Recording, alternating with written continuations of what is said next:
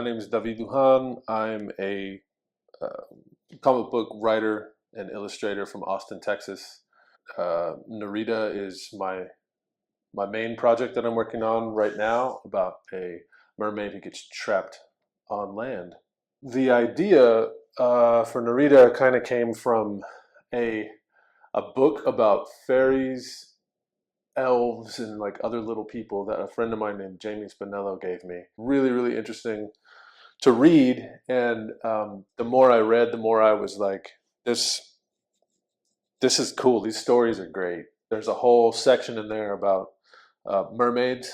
And so Narita is kind of like an amalgamation of all of those things. So Silky, Mermaid, Siren, all of that stuff.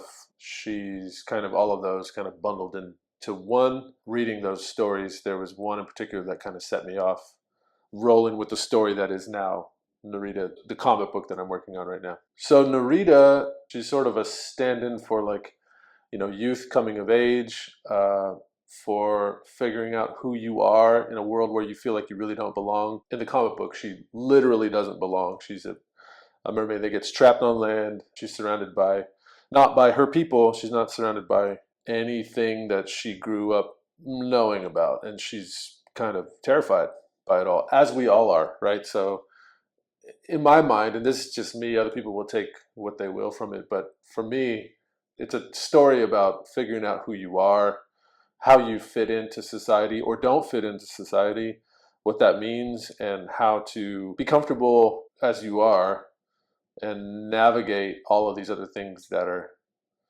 going on around you that may or may not be influencing you in one way or the other. Because she's throughout the story, she keeps getting pulled in one direction, then pulled in another direction, pulled in another direction from all these different characters that want something from her, which we've all kind of been there, if you ask me. People want stuff from you, and it's hard for you to kind of stay focused and do what it is that you feel like you need to do for your own good. So, creator-owned IPs in the current comic book market are, I think, very important. If you think about stuff like Hellboy, Sin City, Wildcats, all of those things that bloomed in the 90s out of Image Comics, Dark Horse Comics, things like that. Basically, all of my favorite comics and favorite stories have really come out of creator-owned IPs. I think that um, by and large, the most creative projects, the most valuable stories are coming from the creators who are either drawing the thing or writing the thing, just because they care about it so much. And even the stories, like for example, Supergirl, Woman of Tomorrow, awesome. It is a great comic book and it's a great story, but it was treated like it was a creator-owned IP. You had the writer and the illustrator both taking a hard left turn from anything that had really happened yet in the Supergirl or Super whatever DC diaspora. And what that did was you took a character that was kind of well known, taking that and then treating it like, okay, what if we put her in this crazy realm where she's getting drunk every night, and what would happen then? And so out of that, what do you get? Oh, you get an awesome story that no one's really heard before.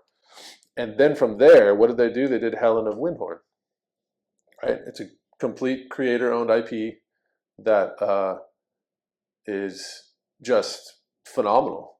So as far as giving away stuff that's in this issue of Nerida, book 3, A Forest of Thieves, I don't want to give away too much, but I will say that we get some introductions to a little bit more of what's going on behind the scenes in the fairy world. We're seeing little glimpses of that in the other two issues.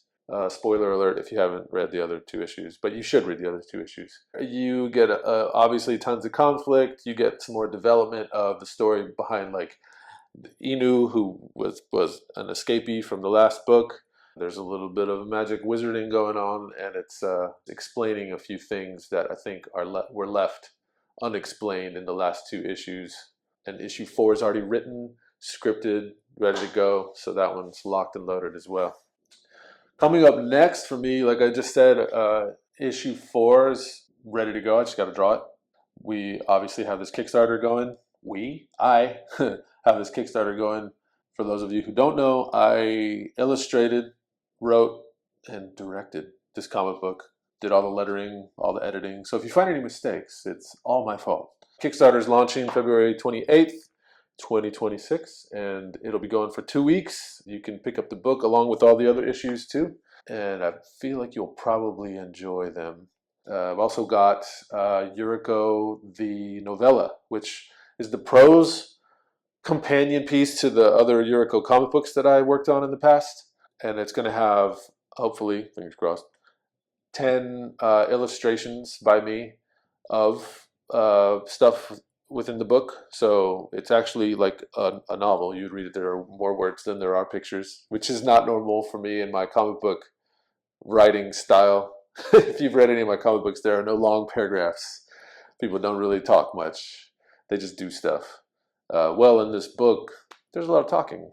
That's hopefully going to launch in the next couple of months on Kickstarter as well. So yeah, just look for me around in your, probably not in your comic book stores, but it's just at Nerida Comic for all my socials. NeridaComic.com if you want to pick up any of my comic books from my web store.